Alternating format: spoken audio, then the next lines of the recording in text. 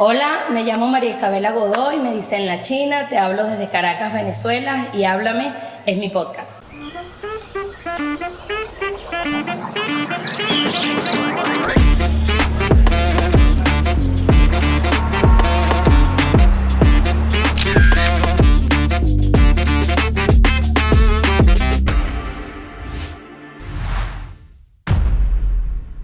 Bueno, un abrazo inmenso desde donde nos veas.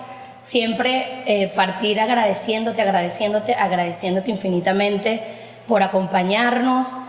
Bueno, ya nuestras plataformas cada vez se fortalecen mejor y más.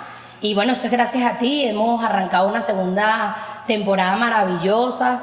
Ya hemos contado aquí con Reinaldo Mijares, que nos ha hablado del proyecto Guaguancó de Colores, a quien le mandamos un fuerte abrazo. Y bueno, te seguimos invitando a que revises y te pongas al día con los capítulos anteriores de nuestra primera temporada, porque como siempre, insisto, bueno, este es un esfuerzo para hacer una muestra humilde, pero una muestra también con mucho orgullo de lo mejor del talento de esta ciudad, de este país. Y hoy estamos, bueno, como dicen por ahí, bendecidas y afortunadas. Hoy estamos felices, estamos conmovidos, porque bueno, el destino tiene sus dinámicas y te sorprende.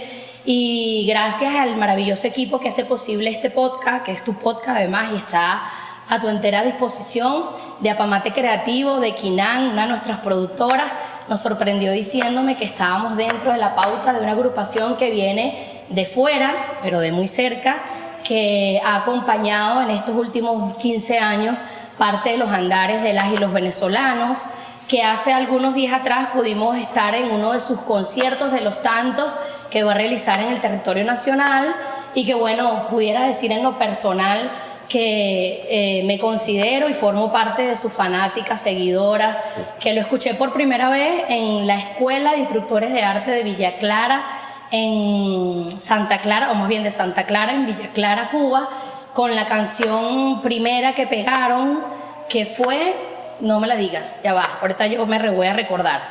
Y que en ese mismo CD, o en esa misma primer publicación o primer disco, estaba también otra dedicada a la ciudad. Es decir, allá lo conocí, en la Escuela de Instructores de Arte.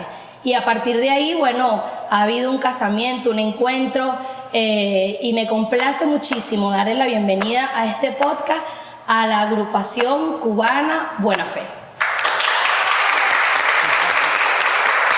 Agradecido.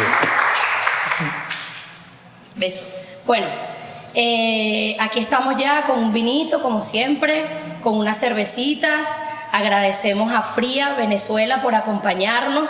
Les contaba que era un emprendimiento nacional que nació aquí mismo en Los Teques, que es de además unos amigos muy cercanos, porque bueno, la Venezuela que acaban de encontrar, como la ven, entre otras cosas, está muy motivada por la realización pues material de la vida. Nos hemos visto un poco complicados estos días y estas lunas que han corrido, y ha venido como desarraigándose esa cultura de esperar que nos den, esa cultura, y ha comenzado a emerger, creo que a escala planetaria, pero en el caso venezolano hay un episodio muy interesante y forma parte esto de los emprendimientos, de la producción de licores y de comidas desde el punto de vista artesanal. Ellos nos han acompañado. Bueno, darles la bienvenida Israel y Joel. Nos conocemos ya, como decía, de hace varios eventos atrás. Hemos desarrollado parte de la vida, nos hemos enamorado, hemos tenido hijos, han pasado tantas cosas desde esos primeros encuentros cuando venían a Venezuela. Bueno, yo les doy la bienvenida a su plaza también, que es Caracas, y bueno, a conversar un poco de qué los trae de nuevo a esta orilla, qué les ha parecido la dinámica venezolana hoy, el público venezolano, qué extrañan de esa etapa anterior y qué les ha sorprendido de esta etapa que estamos viviendo. Bueno, bienvenidos. Bienvenido. Gracias. ¿Esas son las cervezas de la gente de La Patana? No. Esas son las cervezas de tu gente, la gente de La Patana. Bueno, si dice, ya que estamos en esto del emprendimiento, reinventarse, nosotros tenemos una canción que se llama La Tempestad, en la que hay un verso que dice que tienes que parecerte a la tempestad, ¿no? En ese afán por sobrevivir a toda costa, la única manera es que si la vela se inventó por la oscuridad, tiene que parecerte a la tempestad. Estos cabrones son tan borrachos que esa cerveza tiene que ser formidable, porque ellos sí se parecen a la tempestad. Y saben, han catado. No, seguro, olvídate han catado, de eso. Tienen un paladar especial. Sí, vale, es buena, ¿oíste? Es muy buena. Seguro, Aquí seguro. ya también nos han escrito y nos han comentado lo buena y han florecido de manera muy importante. No. Es un mundo difícil, Sí, pero sí. ellos están haciendo su nicho y bueno, en buena hora. Cuéntame del concierto, cuéntame de estas primeras horas en Venezuela. Bueno, el concierto fue maravilloso. Nosotros estamos contentísimos porque, bien tú decías, Venezuela es una de las plazas para nosotros, o sea, es nuestra segunda patria. Es el primer lugar que hace 22 años, 21 años, por primera vez salíamos de Cuba. Llegamos aquí y nos encantó. Su gente, ¿Era la primera vez? La primera vez, nunca habíamos salido. Hace 20 años. Hace 20 años, correcto. Fue aproximadamente en el 2002. Venezuela forma parte de las primeras veces de este dúo. Ciertamente. Sí, es la primera vez que salíamos de Cuba. Y nos encantó, ¿sabes? Quedamos cautivados por no su fue gente. Tan traumático, quedamos pues. cautivados por su belleza, porque realmente es un país increíble. Y a partir de ahí, bueno, pues hicimos grandes amigos. Amigos que hoy son familia, amigos que luego de mucho tiempo sin ver, porque llevamos ya 6 años, casi 7 años sin venir a Venezuela a tocar, y nos encontramos nuevamente con ellos, y la verdad es que fue una alegría tremenda poder encontrarnos con nuestro público. Y con otra generación que los empezó a seguir también. Ciertamente, Claro. eso es lo más, te soy sincero, eso es lo que más Ahí nos está ha la parecido sorpresa. interesante. La sorpresa ha sido eso. La sorpresa ha sido ver personas de diferentes edades, de diferente condición social, de diferente manera de pensar, que va al concierto, que conoce las canciones, que se queda con un verso, que le da una interpretación determinada a un tema y lo hace suyo. Y eso nos da mucha alegría, porque ¿de qué sentido, de qué vale, no? Tanto esfuerzo, tanto trabajo, haciendo canción de autor en un tiempo en el que, ya lo hablamos ahorita fuera de cámara, donde vender culos, tetas, alegría, pachanga, fiesta, estilo de vida high, es lo común. Hacer un tipo de canción que pretenda cronicar la vida, narrar la vida, la complejidad de la vida, encontrar que eso logra destino en personas que necesitaban esa canción, que encontraron en eso una fortaleza, una vitamina para vivir. Eso, ¿qué te puedo decir? Es una tremenda emoción, una tremenda alegría. Bueno, llenaron una plaza importantísima para el país, que es el Teatro Teresa Carreño, que lo vieron remozado en sus mejores condiciones, que en estos meses ha recibido Bellísimo. a Cani García, ha recibido Viene Mon Laferte, está recibiendo, bueno, lo mejor. Hay como una ofensiva, hay como una locura, decimos algunos, hay toda una efervescencia post-pandémica y también digamos, mayor tensión del momento político nacional, donde ha sido los conciertos y, digamos, el hecho cultural y en algunos casos el hecho del entretenimiento, la industria del entretenimiento, una de las que más se ha reanimado. Claro. Y bueno, una de las plazas más importantes en nuestra ciudad, nuestro país, sigue siendo el Teresa Carreño, así que reencontrarse también en ese escenario, también para ustedes, post-pandemia, ¿qué significó? ¿Qué significa? Bueno, Tú me decías algo... Imagínate, una vez más también es después de la pandemia, es uno de los grandes conciertos que podemos dar. Y que sea también aquí, o sea, después de tanto tiempo, para nosotros el concierto fue maravilloso, realmente no esperábamos tanto.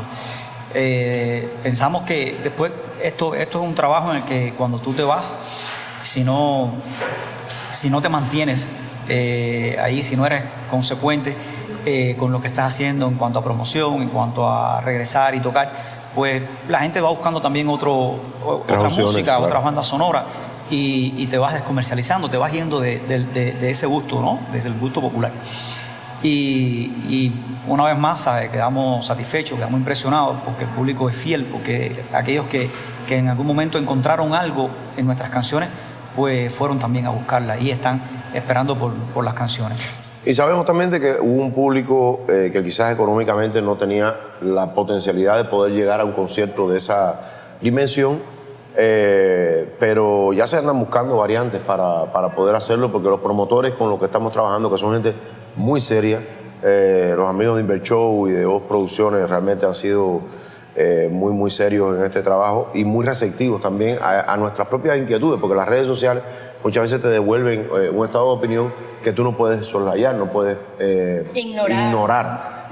Andamos también en la búsqueda de cómo, fíjate, porque se ha creado también, por desgracia, esa idea, falsa idea además, de que porque somos pueblos hermanos, las cosas no tienen costo. Las cosas, tú sabes, pueden ser así. No te preocupes que eso lo paga Dios. No lo paga Dios. Eso tiene un porqué y un por cuánto. Y quizás por ese pensamiento, muchas veces botarata, las cosas no se hicieron bien en el pasado. Para hacerlas bien en el presente y hacerlas mejor en el futuro, es necesario que cada luz que se prenda, cada cuerda que se compre, cada garganta que ejecute una melodía, esté respaldada por una infraestructura que la sustente en lo económico, en lo estructural, en lo artístico, porque también es importante eso, es importante. O sea, nosotros soñamos con tocar en el Teresa Carreño, con la luz que va, con el sonido que va, para el público que esté sentadito escuchando, y así fue. Que mañana puede ser con otras características y bajo otro sistema de... Bueno, ojalá que pueda ser. Pero ya son cosas que tú no manejas del todo. No, ya hay algunas pautas que seguro cuando este capítulo salga y lo compartamos, vamos a ver que ya pudieron, posterior al Teresa Carreño, tienen una pauta en Barquisimeto, ya lo están promoviendo, tienen una pauta en Coro, Estado Falcón. Nos metíamos porque ya hablar del hecho concreto de estos días, porque bueno, fue un hito, ¿no? Y yo quiero reconocer a la gente del Teresa Carreño. Obviamente hay unos productores que tienen en eso una plaza, porque en esta euforia que tiene muchos ámbitos de donde mirarla, ¿no? Pero que sin duda ha activado tanto a un público, una audiencia que es muy diversa, y también a la industria que come, que vive, que paga impuestos. Claro. Y a la industria paga impuestos. Y arregla el teatro. Ese teatro es una maravilla. Sí, y entonces, por como tú quieras mirarla, porque de eso se trata la vida misma, la posibilidad de criticar, evaluar, decir, discernir, etcétera, hay una realidad, hay una activación de la economía, ¿no? Porque esto es una industria, la industria del entretenimiento, de la cultura, pero quería hacer la mención del Teresa Carreño porque ellos, ahí se ha dado cita, digamos, una curaduría, ha habido un nivel, digamos, de selección. Estuvo una cantautora que es muy importante, que ha venido en auge y que seguro está en la misma finalidad de ustedes de no perder vigencia, que es Cani García, pero tiene unas letras, tiene un valor agregado interesante. Una puertorriqueña estupenda. Ahorita acaba saliendo ustedes, estuvo dos artistas venezolanos, Chacín y Borjas. Fuimos al concierto. Que son extraordinario. Calidad del primero. Correcto. Bueno, ha reactivado su ciclo de ópera. Ahorita viene Serenata Guayanesa, Gabo. Va a ser un concierto a los 50 años de la celebración de Serenata Guayanesa, que es para nosotros... ¿Cuánto me encantaría estar ahí? Así mismo. 50 años, hicieron sus 25, celebraron sus 25. Ellos no están juntos como grupo, pero están reagrupando para presentarse en el Teresa. Y ha habido, para quienes queremos ir un poco más del entretenimiento y queremos acercarnos al arte, a la belleza, que implica, pues en este caso, desde la música, en el Teresa Carreño están ocurriendo cosas interesantes, se está ofreciendo a un público, digamos, una opción, ¿no? Porque bueno, ya se han venido llenando estacionamientos con bastante reggaetón, y válido es para quien le guste. Claro. Y ha habido como una ventana que se ha abierto muy ecléctica en la ciudad, pero sigue en el Teresa un poco dándose espacio para, pues también los que queremos algún tipo de profundidad. Otra cosa. Y con belleza, pero profundidad. Entonces, por eso arrancamos hablando de lo que acaba de acontecer, pero siempre, pues a los que nos ven, le regalamos un poco de dónde venimos. Sabes que una de las cosas que están en extinción es la memoria. Están acabando con nuestra memoria. Y por ende, acaban desde dónde venimos, ¿no? Y pues entonces quisiera que ustedes le contaran a nuestros suscriptores, a la gente que se conecta a Háblame, mi podcast, de dónde vienen, y hay un elemento interesantísimo porque obviamente son cubanos y vienen de una ciudad que seguro muchos de ustedes han escuchado por muchas cosas o por una sola gran cosa que no es en realidad. Háblenos de esa otra ciudad o de ese pueblo que es el pueblo de Guantánamo en Cuba. Todos hemos escuchado otra cosa de Guantánamo. Háblanos ustedes, porque ustedes son guantanameros. todos hemos escuchado también la Guantanamera. Sí, es verdad. Guantanamera. Ahí está esa pelea cultural. Claro, la Guantanamera claro. Y Buena Fe versus la base naval de Guantánamo, terrible. De Guantánamo, claro. Pero bueno, somos hijos de Guantánamo, nuestra ciudad natal. Allí surge Buena Fe, allí nos conocimos, nuestra familia, aún tenemos familias en Guantánamo, amigos. Y bueno, hay una ciudad donde ¿sabes? Tiene géneros autóctonos de ahí, de Guantánamo, de la provincia. Se dice que en Guantánamo nació el son también. O sea, el tres cubano es de las lomas de Yateras de Guantánamo, el changüí, el nengón. Y bueno, pues nosotros bebemos también de todo eso. Un buen día, en el año 99 nos conocimos ahí en la ciudad de Guantánamo, porque había un movimiento de creadores, un movimiento importante de creadores. Israel componía para muchas agrupaciones. Él llegó como compositor, no como cantante. Sí, de hecho no se dedicaba a la música, de hecho era abogado y no se dedicaba a la música. ¡Qué fuerte! Pero le gustaba el mundo, la cultura, le gustaba componer, y había agrupaciones que ¿cómo se llama? Que tenían en su repertorio canciones de Israel. Casi todo el mundo lo conocía, ¿sabes? Casi todo el mundo conocía por sus canciones. Y un buen día pues nos conocimos en la escuela de música, y ahí yo le dije, oye compadre, porque lo escuché cantando, ¿por qué tú no tienes un proyecto donde tú cantas tus canciones? Y bueno, pues me dijo, oye, es que no he conocido a nadie que me diga, vamos. Que me quiera. Exacto, y le dije, no, vamos a hacer algo. Yo estoy loco, a mí me encantaría hacer algo diferente, que no sea lo mismo todos los días. Y era una época... o sea, tú hiciste la propuesta. Era una época muy interesante porque tú tuviste ahí la estamos iniciativa. en pleno boom de la timba cubana, pleno boom de la salsa y qué casualidad. Y de los textos en la salsa que no eran exactamente.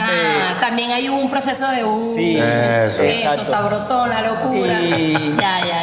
Y nosotros, pues la propuesta de nosotros era con una guitarra y dos voces hacer canciones de Israel que eran profundas, que eran canciones que decían, incluso las canciones de amor eran canciones que eran interesantes, y a la gente le empezó a llamar la atención eso. Y bueno, así surge Buena Fe. Nunca ahí te dijo sí. Él te dijo sí, ya va, vamos a quedarnos en ese episodio porque sí, aquí todos volamos. Sí, para hacer música, sí, le dije, sí, no hay problema, para hacer música. ¿Tú le dijiste por qué tú no? ¿Y él cantó dónde? ¿Dónde lo escuchaste cantando? Yo lo escuché cantando en un aula. Yo estaba estudiando guitarra en mi aula, y al lado sentía un piano y sentía que Israel se estaba fajando con otro porque no encontraba los acordes que él quería, qué sé yo. Y yo salí, fui para allá y le dije, discúlpame que sea fresco, pero el acorde que él quiere es este. Yo soy la horma de ese zapato. Y entonces Israel dijo, eso. Y yo le digo, bueno, me voy. Y le dije, compadre, pero te oí cantando y eso, tú tienes tremenda. Yo tenía 19 años cuando eso. Y no te voy a decir la edad de Israel, que tenía Israel, porque no le gusta que digan su edad. No, mentira, eso será descarado. Es al revés, deja que me toque a mí. Entonces yo le dije, compadre, pero ¿sabes? Vamos a hacer algo. ¿Qué cosa? Me dijo Israel, bueno, sí, ya, vamos a hacer algo. Y quedamos de vernos, pero en esa época no había celulares. Nada. Pasamos 15 días buscándonos. Esos eran los ritmos de antes, las coincidencias de la plaza. Ahora todo es pausa, y si no lo responden, todos somos me dejaste en visto. Y si hay una premura para todo, y fíjate, tú dices, no, de repente nos vimos 15 días después y nos estábamos buscando. Ajá, por eso. En Guantánamo no es tan grande tampoco. Nos encontramos a los 15 días. Oye, llevo días buscándote, no, yo también. Mira eso, compadre, y ven acá, ¿y cómo hacemos? Cuando empezamos a ver si funciona. Tú. Y Israel me dijo, no, yo tenía una carpeta así. Aquí está todo. Aquí yo tengo un poco de canciones aquí. Y yo le dije, mira la guitarra aquí, y nos fuimos para la escuela. Entonces nos metimos en un aula ahí, sacó una canción que a primera vista empezamos ya yo la había escuchado ya por una creadora, y más o menos tenía idea de por dónde iba, y así las voces, salió todo así a primera vista. Y esa canción es Intimidad. O sea, esa fue la primera canción que cantamos. Esa letra, explícame. Salió un amigo de otra aula que estaba estudiando y estaba callado, salió y vino, oye, pero ven acá, ustedes llevan tiempo ensayando. No, es la primera vez que nos vemos aquí. Dice, pero realmente me he quedado impresionado. Yo pensé que ustedes llevaban tiempo en eso, porque digo, no, es que las voces ¿sabes? Se pusieron bien, ahí empastan las voces y demás. Y bueno, a partir de ahí ambos lo supieron cuando ya hicieron ese. Tú, bueno, pareciera que tú escuchaste pero ambos supieron cuando ese momento se da. Digo porque ustedes echan para atrás, ¿no? Y recorren su vida, me imagino, de tanto en tanto, de crisis en crisis, porque las tenemos todos. Claro. Pero ese encuentro no es algo, cualquier cosa a la que me están hablando. Tú dijiste, marico, esto es arrecho, o no tan grandilocuente cuando se encontraron y vieron que la cosa fue así como, o hubo conciencia después. Cuando las cosas están... para ti. Y que te quite. No, tienen esa, fíjate, tú si me pones una grabación de esa época, tú te das cuenta que hay errores, que puede ser mejor, te das cuenta que maduraste y demás. Pero si hay magia, todo el que la escucha, incluso con errores, con las cositas que pueda tener, tú te das cuenta que ahí hay algo, que hay magia, que está bien, que funciona. Y los artistas son sensibles a la magia, claro, la reconocen. Claro. Y eso no le tienen tanto miedo como el resto. Los artistas la identifican. Eso le pasó en aquel momento le pasó a todo el que nos escuchaba. O sea, le pasó a mi madre, le pasó a la familia de Israel cuando el primer concierto nuestro fue para 10 personas, la familia de Israel y alguna familia mía, y ahí estaba. Y te podrás imaginar que montábamos una canción por día, teníamos 10 canciones, y cuando se enfrentaron a aquello, salieron, y no porque era nuestra familia, habían otros creadores. Quizá un poco porque era nuestra familia. Pero fíjate, la familia de Israel no le hacía mucha gracia. La bobería esta. La familia de Israel no le hacía mucha gracia. No, la bobería esta. Imagínate, Israel era graduado de Derecho, estaba trabajando, o sea, el sueño de cualquier familia. O sea, mi hijo se graduó de Derecho, y mi hermano, o sea, y de buena primera, anda detrás de un muchachito que tiene el pelo pintado aquí de amarillo. Porque tú sí venías ya. A ti sí te dieron tetero de 3, exacto. Esa era tu herencia. En aquella época, con 2 argollas en las orejas. No te quiero con una decir. Guitarra, y tiene como 19 años y anda cantando canciones y todo eso. ¿Para dónde va eso? ¿Para dónde va a llegar eso? Sí. Pero ¿qué te dijo tu papá? Déjate comer tanta mierda y ponte para estudiar, ponte a hacerlo, deja la bobería esa, la cantaleta y la verdad que todo mi mamá, mi papá, todo el mundo después de haberte escuchado y todo. Después me dijeron fíjate, bello. lindo, pero deja la comedera basura esa que eso no te va a llevar a nada. Pero la gente, a la gente le interesaba. Le interesaba y ya formamos parte de ese movimiento de creadores. En Guantánamo nos presentamos y donde nos presentamos ocurría eso. Y desde ahí ya en Buena Fe ya. Sí. ¿Cómo se pusieron de acuerdo con ese nombre? Porque... ¿Tú sabes que yo me tatué el trébol al revés? No me lo puse. ¿Tú también? Sí. Mira tú. Pero me lo puse no para el revés. No importa, la pica. Cuando me di cuenta, yo, aquí hay algo raro y es que es al revés. A ver, claro que sí, yo soy fanática, en serio. Yo siempre pensé... Gracias. Después le mostramos fotos, yo tengo aquí, pónmelo de mi grupo, y pasa que siempre he tenido un poquito de dislexia. Así, yo siempre pensé que si un día hacía un proyecto artístico o algo así, se llamaría Buena Fe, porque estudié Derecho.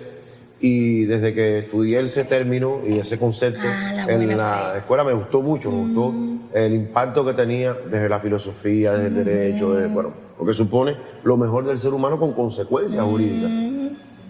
Y siempre nobles, o sea, siempre amables. Entonces, lo tenía claro. O sea, que tú lo veías, ibas armando una maletica. Tú tenías tu maletica aquí cuando él te llevó al aula. Tú dijiste, no, papá, te tengo el nombre del grupo, te tengo la letra. Yo lo que estoy buscando es un buen puencito. El palo para el cubo. Cuando él me hace la propuesta y yo le digo, mira, ¿por qué no lo ponemos Buena Fe? Resulta que él, fíjate, mira tú qué cosa más interesante. Por otra cosa, totalmente ajena a mi cosmovisión de mundo, porque soy un tipo ateo, de una familia que nunca ha tenido creencias religiosas y todo lo demás. Joel era un religioso practicante, era de la iglesia bautista, creo que era tú, bautista en Guantánamo. Y cuando yo le digo, caramba, mira, ¿por qué no le ponemos Buena Fe? Dice Joel, me gusta el nombre. Y entonces me suena el verso bíblico ¿cómo es?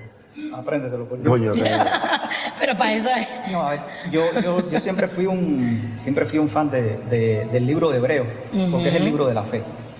Y siempre debe ser porque... Él quiere que yo aprenda eso. Debe ser porque yo soy tan lento para hacer las cosas que llevan empuje. Y a veces necesito un empujón. Y debe ser por eso que a lo mejor me recalcaron tanto el libro de Hebreos y de la fe, que dice que la fe, para llegar a, o sea, la fe es la certeza de lo que se espera y la convicción de lo que no se ve, que sin fe no hay obra. Y debe ser que mis padres, debe ser que mis maestros en la iglesia, en la escuela, también me recalcaron tanto eso, que es un libro que yo necesitaba, ¿sabes? Para llegar, para lograr cosas, necesitaba refugiarme en el libro de Hebreos. Y entonces tiene ese versículo que dice que la fe es la certeza de lo que se espera y convicción de lo que no se ve. Cuando Israel me dijo que se llamaba buena fe, fíjate, por sus motivos, por todo lo que ya te explicó. Pues de griego, de Platón y de aquello. A mí me encantó el concepto, me encantó la idea, porque además no podíamos tener otra cosa con una guitarra y dos voces, en pleno boom de la salsa, pleno momento en que Guantánamo, además. En Guantánamo, además. O sea, no teníamos los medios y que teníamos muchas ganas, deseo de lograrlo, teníamos fe en que podíamos lograrlo. Nunca pensamos que fuera a ser así. Siempre cuando hablamos qué puede pasar con esto, nuestro sueño era llenar el Teatro Guaso, el teatro de la ciudad, el Teatro de la Ciudad, que es un teatro para 600 personas. O sea, ese era el sueño nuestro. Y quizás alguna que otra sala para 200, 300 personas en el país. O sea, era nuestro sueño. Y sin embargo, bueno, pues... Sí, la vida agarró por otro lado. Salud por eso. Funcionó la fe. Y en la génesis de ustedes está también lo que le pasa, yo siempre voy a hablar aquí como fanática, lo que le pasa a quienes los escuchan, que pueden llegar a sus letras y a sus ritmos y a su creación artística desde diferentes raíces espirituales, sí, o filosóficas o cosmovisiones. Claro. O sea, eso que les pasó a ustedes, que se cerraron una palabra desde dos enfoques aparentemente, digamos, distintos, pero no contradictorios, y así nos pasa. Es decir, por eso este fenómeno de que, bueno, desde la militancia que tengas o desde la posición económica que tengas, y les ha pasado en muchos lugares del mundo, porque luego vino, o sea, no llenaron solo el de su pueblo, sino giras a Europa, nosotros le hemos a Estados Unidos, y eso nos van a contar más adelante. La gente llega por esa magia, por esa creación artística, porque hay mucha cualidad tanto en las letras como en los sonidos. Gracias, yo siempre digo que nosotros... a veces hay unas que provocan más bailarlas, sí, que... Claro. Exactamente. Mira, dos cosas que te quiero comentar. La primera es que ese fue el primer gran reto, o sea, cómo ser un grupo multisonoro, un grupo que no se encasillara en una manera de enfocar la canción. Que en un propio disco hubiesen varios ritmos, varios enfoques, y que el hilo conductor fuese la poesía, por llamarlo de alguna manera, las temáticas de las canciones, la voluntad de que la canción fuese trovadoresca, aunque la sonoridad no fuese trovadoresca. Esa es la primera cosa. Había escuela, pues ahí había como un criterio estético. Se intentaba eso, que fuese una paella de diferentes visiones, pero con una intención. Ingredientes claros. Ajá, exacto. Una intención temática. Esa fue una. Y la otra, que para mí yo creo que parece bobería, pero es muy importante, es la visión de que desde que nosotros comenzamos esta historia, teníamos claro qué era lo que no queríamos hacer, ¿sabes? O sea, no era estar pegado por estar pegado, bueno, es que no pensábamos en estar pegado. ¿Qué pegado vas a estar si tú vienes desde Guantánamo con una guitarra y dos voces? La intención nuestra era ser fiel a un concepto, a una estética, que lograra emocionar al que escucha. Emocionar al que escucha. No más que eso. Y bueno, la vida luego fue poniendo, parece que no lo hicimos tan mal, que la vida fue poniendo las cosas en su lugar, y bueno, pues aquí estamos. Dieron el primer salto. Bueno, ya supimos dónde se conocieron, eso yo no lo había escuchado. Y disculpa. Creo que mi podcast trae insumo. Siempre digo lo mismo, o sea, nosotros, a ojos vistas, y más ahora que ya somos... no somos exactamente unos muchachos, o sea, los dos tenemos más de 40 años. Todos nos metemos en topperware, estamos igualitos. Tú sabes, bueno. Pero ya somos adultos, con hijos, yo ahora está esperando una bebé. Felicidades. O sea, eso que somos hoy, no estamos aquí en Venezuela ahora, como no estaremos mañana en otro sitio, en Cuba misma o fuera de Cuba, porque somos grandes, porque somos lindos, porque no. Estamos aquí montados sobre un grupo de canciones. Son las canciones las que nos llevan, las que nos traen, las que nos abren las puertas, las que nos cierran las puertas, o sea, son ellas. Nosotros no somos ni siquiera esta entrevista, nosotros somos esencialmente un grupo de canciones. Y esas canciones cuando arrancan por ahí para allá, se vuelan, te agarran una velocidad. Son del que le escucha. ¿Qué me molesta? Mira, me molesta cuando alguien quiere atrapar una canción tuya y dedicárselo a algo destructivo. Eso me entristece. Me entristece porque nunca se hizo con esa intención destructiva. Puedo entender de que lo que hablábamos al principio, que en lo complejo que está el mundo hoy, alguien con una tendencia fascista, quizás sin saber que su tendencia es fascista, usa una canción tuya como arma para sustentar un criterio que le hace daño al otro. Me entristece eso. ¿Para qué te voy a andar otra cosa? Y a veces quizás no he sido tan exacto, tan correcto a la hora de expresar esa molestia. Y me disculpo con quien pueda sentirse herido. Pero honestamente es algo que me trasciende. Algo que pude haber dicho en una ocasión u otra. La canción es más fuerte mía. Aunque la quiera para matar al hermano, fíjate, la canción es más gente mía. Porque tú lanzas las canciones al viento y se hacen de la gente. ¿Sabes? Una canción de amor, una canción de desamor, una canción de recuperarse de un problema, una canción de la ciudad, una canción de empeño. De las nalgas. O de las nalgas, o de lo que tú quieras. O de lo que tú quieras. Son canciones que están diseñadas para el que escucha. No importa quién sea.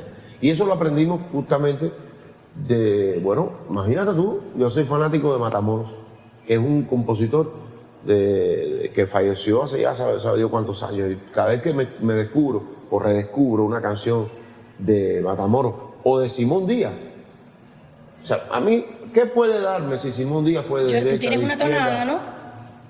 Da igual si Simón es de derecha, de izquierda, Sí. Era urbano, rural. Sí, sí. La música de Simón Díaz es imperecedera y es bellísima, es patrimonio de la humanidad, porque todo el que se asome va a terminar.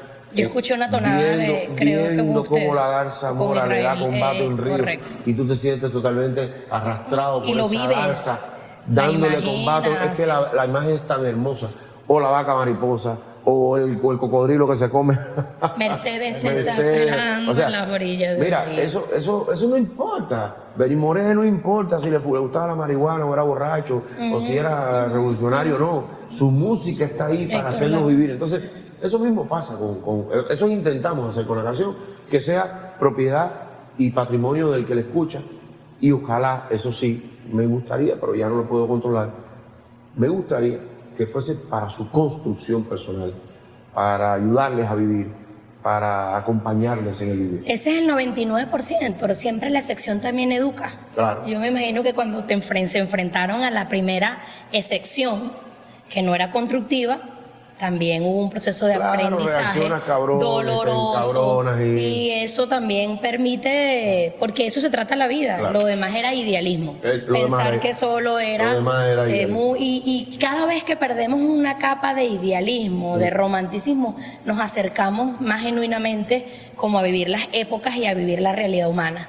Yo creo que también todos hemos sido, cuando se nos convoca a construir algo nuevo y algo maravilloso, inconscientemente, hasta en las condiciones, hasta en los procesos más ateos y los menos ateos, ahí hay una fábula, una novela, un romance que está muy inoculado, que tú en la medida que los vas perdiendo te das cuenta que ganas, no que pierdes nada. Ahora, que ganas. Atento. Porque hay un gran pensador que dijo que el reto estaba en endurecer el alma. Sin perder la ternura. Endurecer el alma sin perder la ternura. Sí, estamos de acuerdo, pero digo cuando eso, idealismo.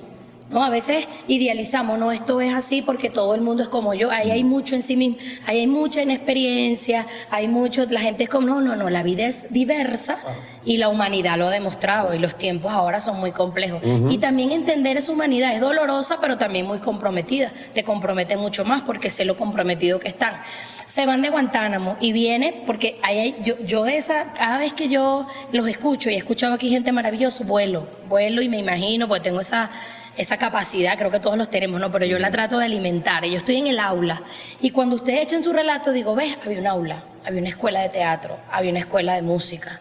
Y luego entonces los agarró una disquera. Había una cantera, había un semillero, había una ruta para después comercializar algo y eso es importante también verla, ¿no? Porque había una magia, había un talento, pero también había como una materialidad generada en el caso cubano fundamentalmente por el Estado y luego que también los acompañó. Cuéntame de cuando dieron el salto ya a discografía, ya y empezar a comercializar y cuando me imagino empezó la expectativa, bueno, vamos a vivir de esto, pues.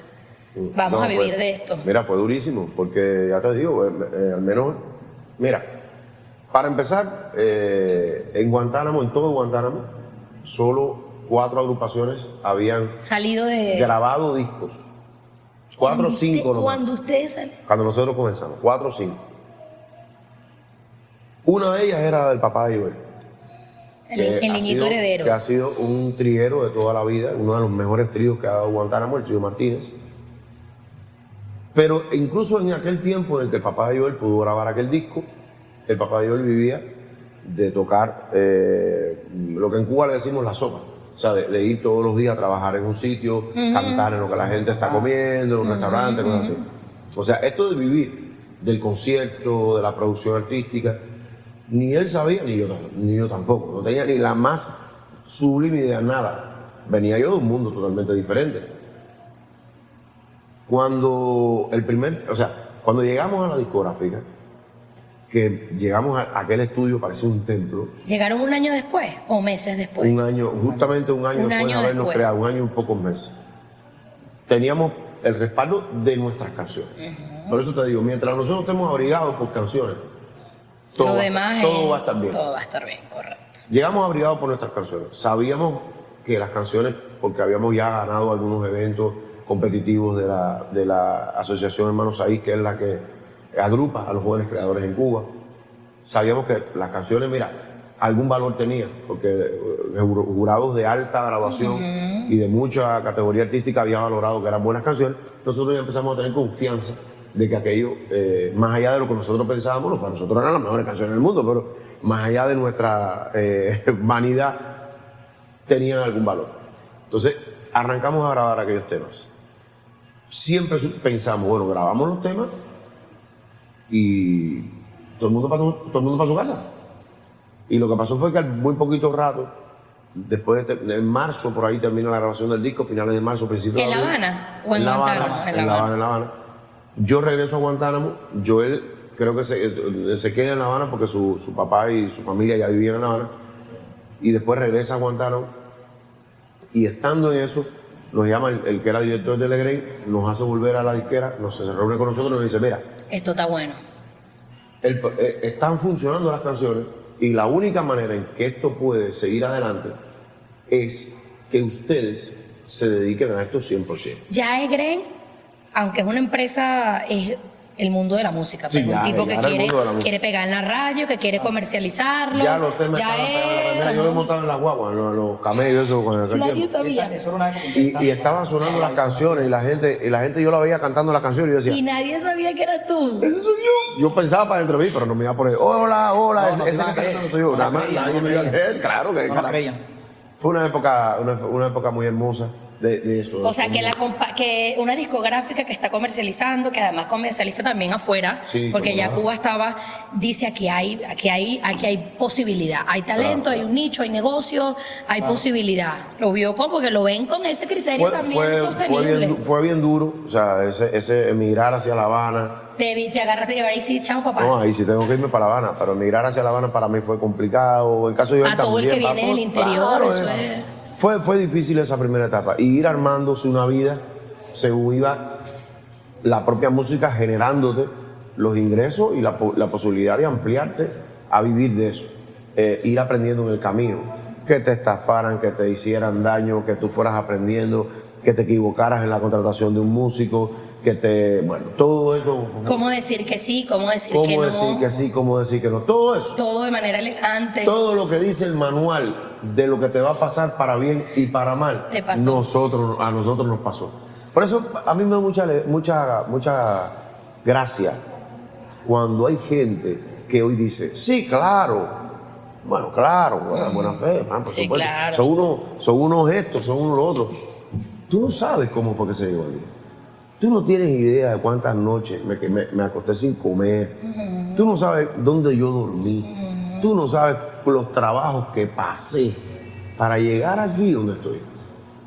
Cada vez que tú me vas a pasar en el carro, o veas a Joel pasar en el carro, tú no te imaginas sobre cuántos sacrificios, cuánto en lo personal, en lo humano, hay montado sobre ese vehículo, o cada vez que tú veas los conciertos llenos, no te creas que eso es solamente porque las canciones estaban ahí, como decía Paul Montañé, una canción en una gaveta se puede quedar ahí y no ser nada. O sea, detrás de eso tiene que haber toda una consecutividad de amigos, de personas, de inversión, de dinero, de tecnología, de empeño, de esfuerzo, de sacrificio, de riesgo, de error, de intento y error, para que entonces se llene el concierto, para que la canción la conozca la gente, incluso aunque mañana me adverses, aunque mañana diga, no me gustó la canción, bueno, incluso para ganarte el derecho a decir que no te gustó tal canción, tuviste que oírla. Y para oírla, después que llega ese proceso, no te imaginas el trabajo que me ha costado, que tú solamente la escuches para ver si te gusta o no te gusta. O sea, es complicado. Que hay otros sectores sociales que pasan más trabajo que el tuyo y nunca han logrado tener, digamos, la fortuna que te tocó. Es verdad. Y toda mi solidaridad. Y a mí me duele muchísimo. Claro, ¿cómo no me va a doler? Yo tengo una hermana que es doctora. Pero es que cambia, que hace operaciones de mínimo acceso de riñones, que hace trasplante de riñones por mínimo acceso. ¿Qué nivel de especialización? ¿Qué nivel de pericia? De sacrificio también en lo personal. Y la verdad es que ya sabemos que dolorosamente no siempre los médicos en Cuba, por ejemplo, ¿no? Pueden tener las cosas que tienen los músicos, los atletas, es cierto. Que yo aspiro a que en una sociedad futura y espero que no eterna, se equilibre mejor la pirámide. Obviamente, ¿quién no? Por supuesto que sí, pero ahora vamos a estar claros, cualquier artista de eso del mainstream gana mucho más dinero que el mejor de los médicos y cirujanos de Estados Unidos. Totalmente. O sea, vamos a estar claros, o sea, cuando tú dices Rihanna o no sé qué, no, tú puedes estar seguro. Llegó la era de mostrarlo. No, sacar los billetes. Las redes sociales son para eso, para mostrarlo a sí mismo. Muchas veces gana mucho más dinero que todo el personal médico que lo ha atendido para llegar a ese nivel. O sea, el mundo anda jodido porque anda jodido. Porque soy yo. Porque somos nosotros los que tenemos que pagar porque el mundo anda jodido. ¿Me gusta que esté así? No, seguro que no. Pero es el que hay, es el que me tocó. Es el que me tocó. ¿Cuándo sintieron? Pasa que escucharlos es como acercarse, adentrarse un poco a la realidad de Cuba como proceso, que elevó tanto los niveles de discusión, claro, generó tanto, es como Venezuela en un momento en que estuvimos tan polarizados en los debates, que a veces terminamos reducidos, yo creo, a debates estúpidos. Exactamente. Y te invito a que no caigamos en dar explicaciones a veces innecesarias. Es porque terminamos bajando y subestimamos al que nos escucha. Es correcto. El que nos escucha, ese es el que está metido en el que quiere odiar, busca cualquier razón. Terminas tú explicando obviedades. Terminas explicando obviedades. Entonces yo creo que hay que hablar, hay que mantener ese espíritu inicial y siempre ir, porque bueno, obviamente hay que estremecerse, hay que no perder nunca la solidaridad y estás expresándolo, ¿no? Yo sé que, pero a veces también nos envolvemos en un debate que nos quieren llevar en el que nunca vamos a salir. Es correcto, airoso, claro. Airoso, porque es la mismísima estupidez. Es verdad. Es la mismísima mierda. Y siempre nos ponen en el mismo plana, esquino. claro. Y ustedes lo dicen en sus propias canciones. O sea, siempre es lo mismo. Pero ¿por qué? No, porque tú sí. No jodas. Al final es, viejo, somos X, ahí está, hubo una magia, hubo un encuentro, hubo una sociedad que me sensibilizó, vine de letras, es decir, surgió la magia y ya, se dio y eso sucede. Y para eso en Europa hay artistas y en todos lados hay artistas y ya no le estás preguntando ni a quién apoya ni cuál posición tiene, ¿no? O sea, a nosotros siempre nos meten en una olla de presión esquina en la que nunca vamos a salir ahí. Exactamente. Yo viajaba hace poco con una película venezolana que fue al Festival de Cine de Moscú. Seleccionada, así, me la mandaron, seleccionada así a pulmón.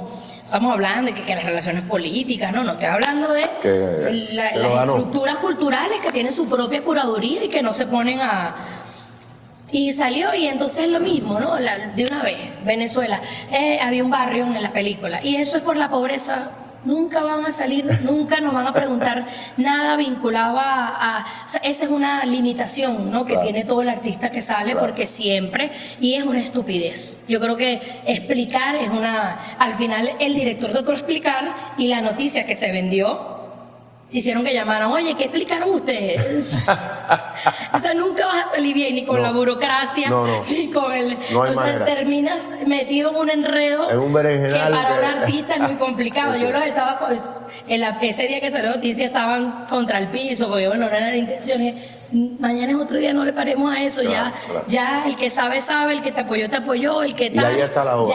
Y nadie sabe quién entró al cine y salió con ganas de vivir. Y la mayoría de la gente no quiere joder tanto. Uno tiene que pensar en la gente que va a escuchar y esa obra, o va a ir a ver una danza, un cuadro, a leer un poema, a leer un libro, y eso le puede cambiar la vida. Y Silvio, yo creo que se encontró con esa reflexión y dijo que me perdonen los muertos de mi felicidad. Es correcto. Es difícil, pero nos pasa, o sea, ha pasado en todos los niveles y le pasa. Ahora, te pregunto, ¿cuándo fue Joel y Isra que empezó el mundo de la trova y los tacamajanes, eso que ustedes a decir, como a dar espacio? Ya sabemos que la guagua, y de repente Silvio volteó o el otro volteó y dijo, bien. ¿Cuándo fue ese momento que ustedes comenzaron a decir, bueno, ya la cosa es, porque tener respeto en el mundo cultural cubano no es cualquier cosita? Ajá, cuéntenme de eso. ¿Con quién fue, con qué personaje ustedes dicen, este fue el primero que dijo presente y que abrió la cancha? No, Fran Delgado. Nosotros nos insertamos, porque no te puedo decir que éramos parte, ¿sabes? No éramos parte porque las canciones no tenía que ver con ese movimiento, porque la manera de hacerla tampoco, pero nos insertamos. La Asociación Hermano Sahir nos insertó en el movimiento ese de trovadores. En La Habana, ya cuando llegaron. No en La Habana, todavía estábamos en Guantánamo, pero nos insertamos en un movimiento muy interesante de trovadores que se concentraba generalmente en el centro del país. Los amigos de la Trontiviti, de los eventos de trova como al sur de mi mochila, bueno, en Romería de Mayo también, pero eran jóvenes creadores que ya su verso era mucho más intrincado, tenían otras pretensiones con sus canciones. Y nosotros nos insertamos ahí cada vez que íbamos a un evento, que hasta que grabamos el primer disco fuimos como a 4 o 5 eventos de ese tipo. No te voy a ser sincero, no nos veían bien, ¿sabes? No éramos bien vistos. ¡Qué bueno! No éramos bien vistos. Eso es una muy buena señal. No éramos bien vistos porque lo que pasa es que se entiende después. Imagínate que un evento donde se hacían canciones complejas, canciones realmente complejas. Tan complejas que a veces... mi opinión, no la tuya. Compleja para alguien que no consume poesía de alto calibre, o sea, le costaría mucho entender de qué va la canción. Pero bueno, era una época donde tú sabes que va mucha gente a ver un concierto de poesía o de trova o el lanzamiento de un libro y todo lo que dicen te hacen así con la cabeza, como que lo entiendo todo. ¿Qué cosa será lo que quiere decir ahora? Bueno, pues fue una época más o menos como eso. Nosotros realmente le estamos eternamente agradecidos a ese movimiento de trovadores. Hoy son grandes amigos, pero la verdad es que nosotros siempre dijimos que no éramos parte de eso porque no teníamos nada que ver, ¿sabes? No, lo único que hacíamos ahí era aprender. Nosotros estábamos enfocados en lo que queríamos, fíjate, en lo que queríamos, y era llegar a un público con nuestras canciones. Nosotros no teníamos pretensiones de hacer un verso intrincado que luego no se pudiera comprender, que no pudiera entenderse, ni mucho menos. Queríamos hacer canciones y luego con una banda replicar eso y llenar esas 600 personas del Teatro de Guantánamo y que se comprendieran esas canciones en Maicí, en Baracoa, en cualquier lugar. Bueno, pues realmente fue un momento difícil, un evento que fue al sur de mi mochila, que fue de los primeros, si no fue el primero, fue de los primeros, y ahí estaba Fran Delgado, entre esos trovadores. Y nosotros hicimos Unos Huecos con mi soledad. ¿Te podrás imaginar? Esa fue la canción a la que me quería referir cuando... Fue como sacar una cruz de plata. ¿En serio? Porque los acusaban de que de pop, en el como castillo pop. de Drácula. Era como acusándolos de pop a ustedes. Sí. En ese nivel de profundidad y de erudición. Popero, eso fue como una cruz de plata así en el Qué castillo cuento tan del conde de divertido. Drácula, así. Y decir, somos cazadores de vampiros. O sea, te podrás imaginar, fue aquello. Pero cuando terminó todo, Francis, fuimos muy mal vistos. Cuando terminó todo, Fran Delgado se nos acercó y nos dijo que le encantaba, que lo que hacíamos tenía mucho valor. Y nos dijo, oye, y sigan así. No miren para otro lado, sigan así, que están súper enfocados. Y ustedes saben lo que quieren. A mí me encantó lo que ustedes hacen. Quiero hacer un comentario de eso porque cuando pasa la sociedad cubana, tanto en lo político como en lo deportivo como en lo cultural, llegó a estar en un nivel tan alto, digamos, poner una vara tan alta y las generaciones futuras. Entonces, ¿qué hace la mayoría? Repite y de manera muy chapucera, como tú decías en el concierto, a veces se acercan. Es como frustrante, porque todos quieren llegar a ser Silvio, o todos quieren llegar, y ustedes decidieron, nosotros queremos ser Joel, Israel y Buena Fe, pero la mayoría, yo quiero ser Silvio, y en lo político nosotros queremos ser como el Che, como Fidel, y resulta que esos son fenómenos únicos e irrepetibles, propios de su época. y lo que hacen es abrir camino para las chinas, Claro, y para entonces Pepe y para Juan. ahí es donde entra el valor de lo genuino. Claro. Lo único que tú tienes que tratar de copiar de los grandes hombres es ser auténtico. No, es parecerse a su tiempo. Entonces, Además, todos yo sé tuvieron que la en Cuba, dicha de yo decirlo. estudié en Cuba y Cada uno tuvo Oye, la dicha de decirlo. El Martí lo decía. El primer deber es parecerse a su tiempo. Todos los grandes hombres han dicho, como se llama, los hijos se parecen más a su tiempo que a sus padres. O sea, hay tanta gente que ha hablado de eso. Sí, Yo pero lo que la me mayoría pregunto, empieza a querer. ¿por qué carajo siempre uno tiene que querer mimetizar? O sea, una cosa es que tú tomes a fulano como referente. Claro, y como para ser tú, inspiración, pero y como inspiración. eso es muy Y frustrante. otra cosa es que Querer la ser verdad, Silvio no. es muy frustrante. Oye, O Pablo, mira, oye. Mira, Silvio Rodríguez es mi paradigma. Silvio Rodríguez es mi paradigma poético, mi paradigma moral, mi paradigma ético. Pero yo Ya, ¿quieres ser estoy tú? absolutamente convencido que como Silvio no Y es está bien eso. más nadie. Nadie. No son ni sus hijos. No.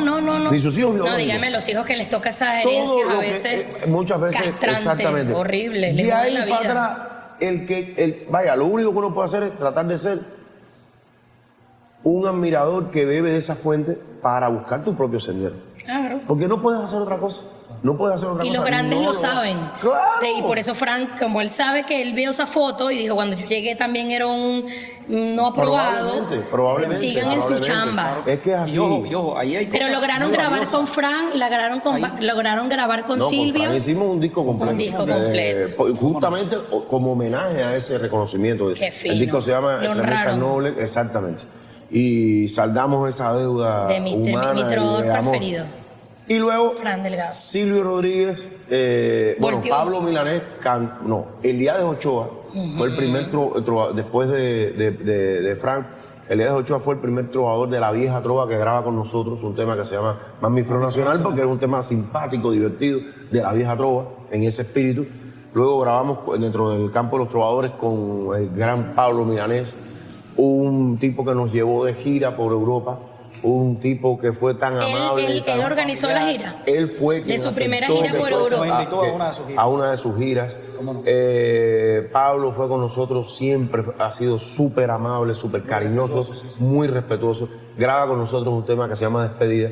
Y unos años después, después hemos grabado con varios trovadores de nuestra propia generación, con Adrián Berazaín, con muchachos más jóvenes, ¿no? Y luego estamos,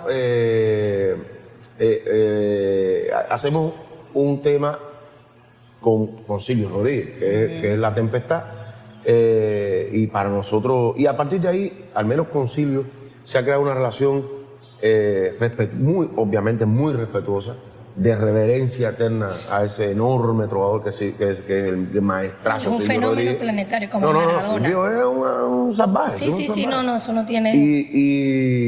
Y en ese universo de autenticidad que Silvio se ha creado una relación, repito, de mucho respeto, incluso de correos de vez en cuando nos mandamos, Silvio esto, maestro tal cosa, o él nos responde alguna cosa, y tenemos una relación muy bonita. Yo creo que a partir de ahí, ya cuando tú llegas a ese nivel, ya que te quiten los bailes. Porque cuando tipos con la altura estética de Pablo Milanés, de Elías Ochoa o de Silvio Rodríguez, te reconocen, graban, ya no solamente que graban contigo, sino que a partir de ahí tienen un respeto y un cariño. Para el carajo, ya aquí lo que queda es seguir hacia adelante, entender de que el rumbo va bien y seguir, eso sí, siendo auténtico. Siendo auténtico, no seguir esperando, no, que si las redes, hoy ahora que tú sabes, que si las redes, la tendencia es para allá, déjame coger para allá porque la tendencia es para allá. Déjame que esa era una de las preguntas existenciales que quería hacerlo. Ellos tienen un compromiso, nos han dedicado un par de horas maravillosas, pero ya nos están recordando que tienen que seguir con su agenda aquí en Venezuela. Pero quería preguntarle su posición. Bueno, hicimos un repaso de lo que han hecho, de su experiencia en Cuba, de las giras que han realizado. Escuchaba en estos días, porque a mí me encanta eso, yo les decía, yo no soy fanática de nada, o sea, fanática desde su definición, digamos, soy seguidora, acompaño, siento, y les decía que hay canciones del concierto que me sorprendieron y eso me alegra, me gusta, ¿verdad? Por no sabérmelas todas, eso está bien, eso es positivo. Y les decía que hay un reto muy grande, o hablábamos sobre eso ahorita con el tema de las redes sociales. Quería su posición sobre eso, porque escuchamos su trayectoria y todo iba bien, digamos, en un mundo relativamente tranquilo. Tú tenías una discográfica que te comercializaba, obviamente eras bueno y la gente te veía, te quería girar, hay empresarios, es decir, había un mundo relativamente con Guay. Cuba, obviamente con sus ataques, pero hasta la misma Cuba había logrado construir fórmulas que les permitió ser, ¿no? Pero ahora sí, esto viró por completo y pareciera que el cambio es para acelerar la muerte de todo lo bello. Exactamente. Y cuando se habla de todo lo bello, está una ofensiva contra el arte. ¿Qué ven? ¿Cómo se ven? ¿No? Y lo otro, para dejarle las dos preguntas que ustedes todas pudieran caer, pero como yo me sé el tema y mis suscriptores también venimos como de un mismo, tenemos similitudes, yo pudiera caer aquí en la provocación de hablar solo de Cuba. Pero yo soy de la idea, porque soy ciudadana, no del mundo, pero sí del continente, que hay problemas globales tan importantes que sentar una posición solo del capítulo Cuba o del capítulo Venezuela. Creo que además podemos conseguir en redes sociales sus posiciones que están abiertamente claras. Más que claras. No me interesa, o sea, no creo que ahorita quiero ver, porque además consumo su música y su filosofía, su mirada, este mundo en el que está. Exactamente. ¿Qué piensan? ¿Qué le angustia? ¿Qué les quita el sueño? Mira, esto. Más allá del día a día. Esto que es una bendición, porque usted no está viendo. Gracias. Sí, el internet. Dijo Fidel, se globalizó. Gracias a la revolución que han sido. Del 5G. Todo vuela más rápido que. A la revolución de las telecomunicaciones, la informática y la tecnología. O sea, las TICs vinieron e impactaron nuestras vidas y han generado un cambio cultural. El que no lo vea está frito. Sí. Ignacio Ramonet alegaba de que muchos pensadores ya han dicho de que así como la imprenta de Gutenberg fue un cambio cultural que transformó la humanidad y del cual no se regresó, o sea, a la etapa anterior. La llegada de todas estas cosas es algo que está impactando nuestra realidad, que está impactando la humanidad y no se va a virar atrás. O sea, el que piense, estamos así. El que piense que el asunto es quitarle esto a la gente, está frito. Esto llegó para quedarse. Así mismo. Y tiene sus partes muy positivas, como esta, de poder conversar con la gente y qué sé yo. Sí. Y tiene sus partes negativas. Y entre las partes negativas, dolorosamente, está que la globalización del sexo, lo feo y... Que todas estas cosas han llegado a un mundo globalizado capitalista, donde es el capital el que dicta las pautas. No es la cultura, no es el bien común. Por eso, un % enorme de lo que se consume en internet es sexo. Pornografía. Por eso, la pornografía. O sea, ¿qué sucedió? Bueno, sucedió que nos parece... Se llenó de contenido. No es para salvar vidas, no es para curar el cáncer, no es para hacer más enfermedades, para vender una locura. Y te digo más, la polarización, que hoy tú te ves un documental como The Social Dilemma, que es un documental muy enfocado en las sociedades occidentales, Estados Unidos y Europa, pero ya. Eso mismo es lo que está pasando en el mundo entero. O sea, la polarización que vivimos en Cuba es la misma que se vive en Venezuela, la misma que se vive en todos los lugares. Y hay gente que dice, no, es que alguien vino, o digamos un político vino a dividirnos, ¿no? Ya estábamos divididos. Así mismo. Entre lo que tenía y lo que no tenía. Lo que quizás un político vino a dejar claras las pautas y decir, bueno, si ya estamos divididos, vamos a tratar de hacerlo menos, o sea, más equitativo. O sea, el mundo se ha vuelto sumamente complejo, sumamente confuso, sumamente complicado para las nuevas generaciones que se enfrentan a un mundo sin brújulas morales claras. Por eso la vuelta a los nacionalismos, por eso los partidos nacionalistas con un discurso muy simple, muy básico, están tomando la conciencia de los jóvenes porque... Y ese es el plan. Es fácil y rápido de comprender. Su mensaje es fácil y rápido de comprender. No hay una gota de complejidad. Es malo en un abortar. mundo en el que el Banco Mundial acaba de decir que el 70% de los jóvenes menores, creo que de 12 años, son incapaces de entender textos complejos, de hacer 2 párrafos. No lo digo yo, lo dice el Banco Mundial. En un mundo como ese, es obvio que el artista, digamos, referencial en el mundo latino sea alguien que lo que nos vende es zona VIP, mami, dame el que sé yo, y yo te mamo el que sé yo. O sea, es lógico que suceda. Mira, ¿qué me preocupa? No, a mí no me preocupa el éxito de nadie. Yo les respeto las tendencias, yo creo que hace falta gente que diga todo. Y creo que hace falta música para todo, para divertirse, para pasarla bien. ¿Qué me preocupa? Me preocupa lo básico, me preocupa lo simple y no sé cómo decirlo amablemente, lo idiotizador que se están volviendo los reguladores sociales para una humanidad que se está enfrentando a enormes retos ecológicos. La hambruna. De todos los colores. Sí. A enormes, o sea, es como si la humanidad fuese en masa, camino a varios abismos. Más estúpidos. No a un abismo, a varios abismos. Y la industria del entretenimiento se ha encargado de llevar los más estúpidos. Un rancacho, baila y goza, ¿sabes? O sea, no, por Dios, vamos a hablar de los problemas que nos inquietan. Yo escuchaba a Rubén Blades hace unos días en una entrevista que le hizo creo que el Chombo, que decía, siempre me pregunta si hago música de protesta. Y a mí lo que me gustaría que me preguntaran si hago música de propuesta. Estoy de acuerdo con Rubén Blades. O sea, me encantaría cada día más artistas comprometidos con su tiempo, con su realidad, que nos den ideas, que nos den propuestas o que al menos nos den las preguntas correctas para entre todos llegar a buenas conclusiones. Eso es lo que más me preocupa.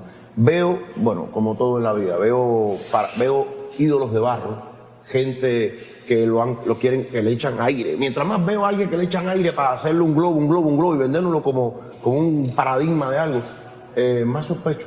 Porque casi siempre, si pasa por un berenjenal, a la primera espinita va a explotar y no va a quedar nada. Entonces prefiero esas otras cosas. Prefiero a Agarrate Catalina de Uruguay, ¿sabes? Prefiero a... ¿Les gusta Mon Laferte?